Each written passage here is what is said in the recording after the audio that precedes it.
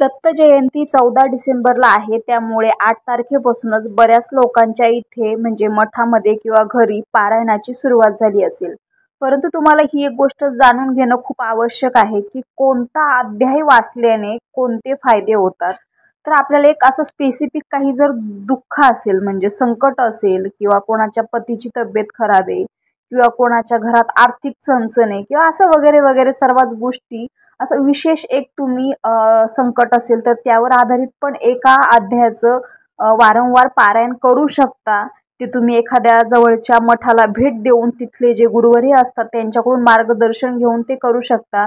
पण त्यापूर्वी तुम्हाला मी ह्या व्हिडिओमध्ये कोणत्या अध्यायाच्या पारायणाने कोणते फायदे होतात हे सांगणार आहे. मार्गशीर्ष महिना सुरू झाला आहे. 14 डिसेंबर 2024 रोजी दत्त जयंती आहे.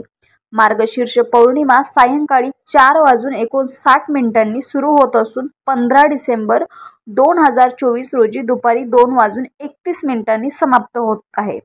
मार्गशीर्ष पौर्णिमेच्या दिवशी मृग नक्षत्रावर सायंकाळी दत्ताचा जन्म झाला होता, म्हणून त्या दिवशी दत्ताचा जन्मोत्सव साजरा केला जातो. दत्त संप्रदायात गुरुचरित्र पारायणाला अनन्यसाधारण महत्त्व आहे. गुरुचरित्र पारायणाचे अनेक लाभ होतात. अपार पुण्य लाभते. दत्तगुरूंची विशेष कृपा होते अशी मान्यता आहे. कोणतीही उपासना ही काहीतरी प्राप्त व्हावे अशा इच्छेनेच बहुधा केली जाते. तसेच उपासनेचे फळ हे निश्चितपणे मिळते असे अभिवचन ग्रंथात दिलेले असतेच. तुम्ही आम्ही सर्व प्रापंचिक माणसे आहोत. प्रपंच म्हटला की सुख दुःख आलेच.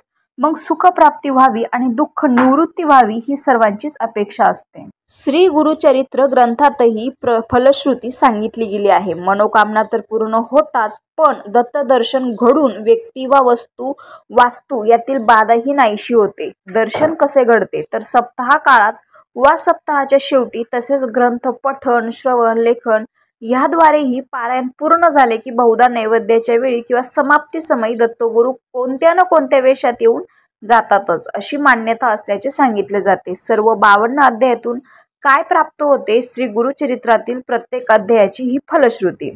सर्वात पहिला अध्याय, नित्य गुरु चिंतनाने संपूर्ण जीवन मंगलमय होते. दुसरा अध्याय वाचल्याने कलीबाधा व सर्व रोगबाधा नाहीशी होते. तिसरा अध्याय, गुरुकोपाचे शमन होते, व्रताची पूर्तता होते. चौथा अध्याय, श्री छलनाचा दोष जातो व स्वहिताचे रक्षण होते. अध्याय 5वा वाचल्याने शारीरिक व्यंग्य नष्ट होतात, ज्ञानाची प्राप्ती होते. तुम्हाला जर असं वाटत असेल की यातलं कोणतं तरी संकट मला लागू पडतंय, आपण कोणाचा तरी श्री छल केलाय किंवा आपल्याला शारीरिक व्यंग आहे, अशा बऱ्याच प्रकारच्या अडचणी आपल्याला असू शकतात, तर त्या अडचणीच्या संयोगाने येणारा अध्याय तुम्ही वारंवार वाचून आपलं त्या संकटाचा निरसन करू शकता. 11वा अध्याय वाचल्याने दोष तसेच वेड नाहीसे होते. 6वा अध्याय वाचल्याने दैवी कोप दूर होतो, विद्या प्राप्ती होते. 7वा अध्याय वाचल्याने पंचमहापापादी सर्व पातके नाहीशी होतात. 8वा अध्याय वाचल्याने बुद्धिमांश नाहीशे होतात, विवाह कार्य सुलभ होते. अध्याय 9वा, सर्व शुभ कामना गुरुकृपेने पूर्ण होतात. अध्याय 10वा, नवस फळाला येतात, चोरीचा आळ दूर होतो. अध्याय 12वा, संकटे दैन्य दारिद्र्य यांचे निवारण होते. अध्याय 13वा, सर्व प्रकारच्या पोटाच्या व्याधी नाहीशा होतात. अध्याय 14वा, प्राणघातक गंडातरापासून स्वरक्षण लाभते. अध्याय 15वा, तीर्थयात्रांना सफलता प्राप्त होते.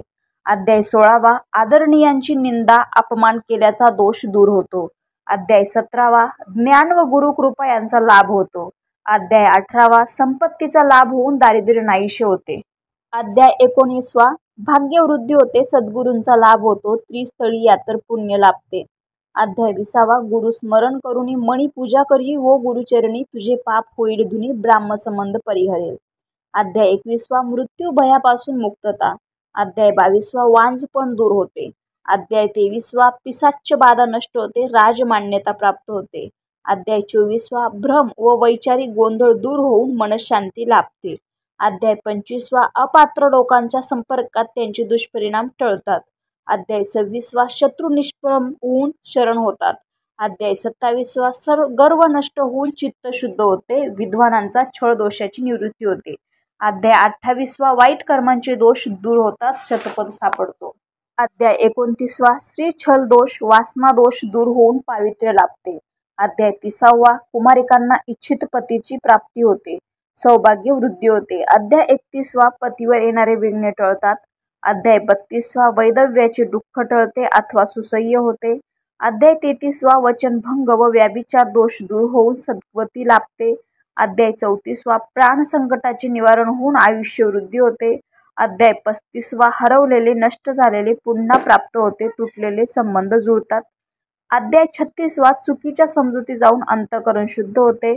अध्याय 37 मूढ बुद्धी नष्ट होऊन योग्य ज्ञान व ब्रह्म प्राप्ती होते. अध्याय 38 निंदा करणारे शरण येतात, अन्नपूर्णा नित्य प्रसन्न होते.